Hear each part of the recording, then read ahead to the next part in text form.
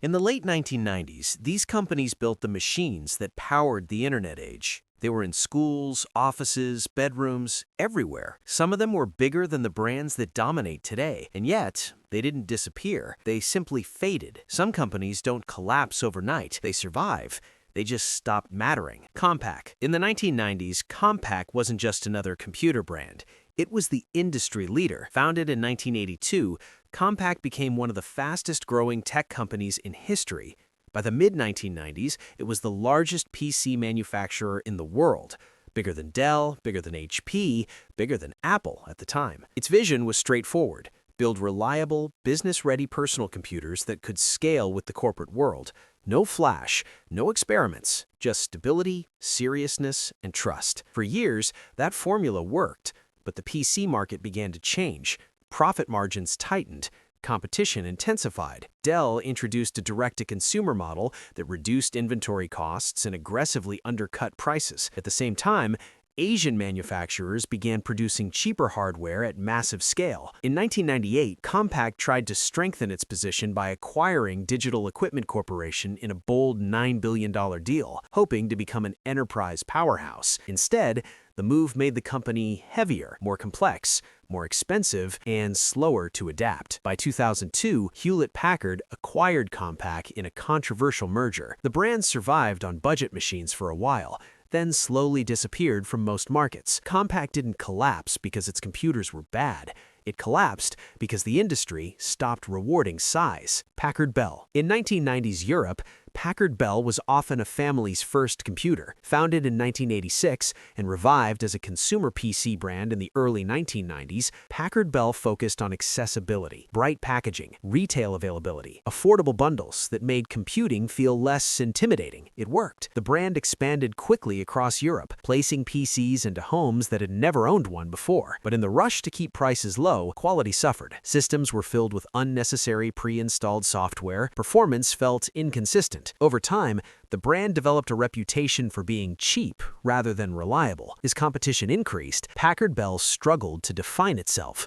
It wasn't premium, it wasn't the absolute cheapest either. In 2008, Acer acquired the company as part of its European strategy. The brand still technically exists in some regions, but it no longer shapes how people enter the PC world. When your identity is affordability alone, someone cheaper eventually replaces you.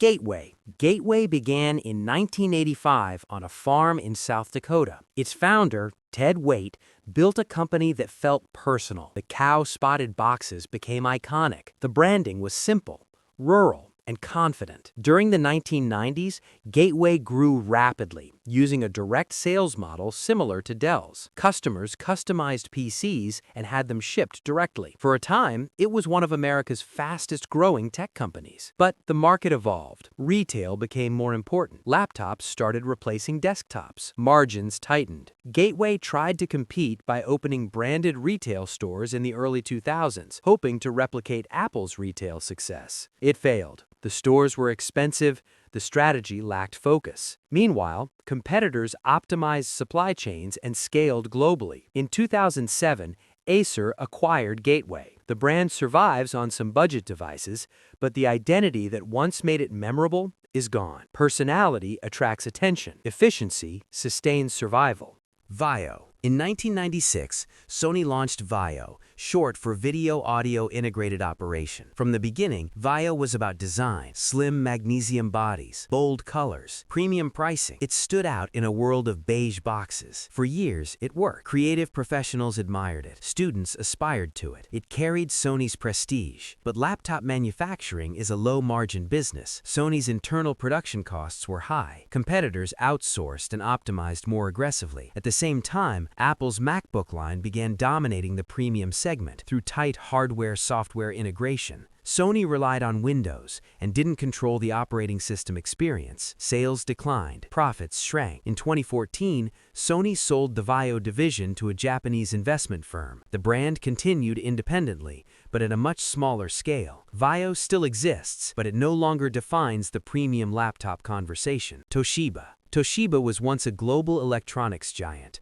Founded in 1939, the company produced everything from semiconductors to televisions. In the 1990s and 2000s, Toshiba laptops were trusted business machines, reliable, professional, durable. For years, Toshiba ranked among the world's top PC manufacturers, but internal financial struggles began to surface. Accounting scandals in 2015 damaged credibility.